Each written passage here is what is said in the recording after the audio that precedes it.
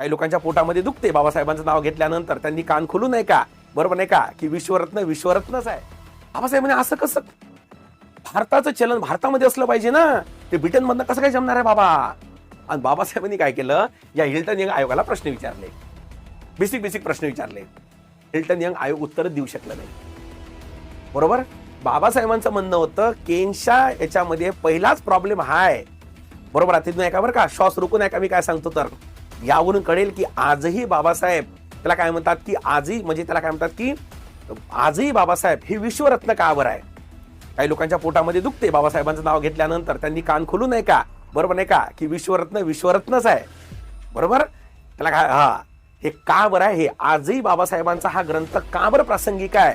बरोबर. आणि हा बाबासाहेबांचा ग्रंथ जर नसता तर राजकीय अराजकता किती माजली असती, हे बरोबर ऐका. बरोबर. वाटलं जर म्हणजे मी बोलल्यामुळे जर समजा तुम्हाला चांगलं वाटत नसेल तर वाटल्यास कॉमेंट बॉक्समध्ये मला शिव्या देऊन टाका, काय प्रॉब्लेम, पण सत्य आहे ते सत्य आहे.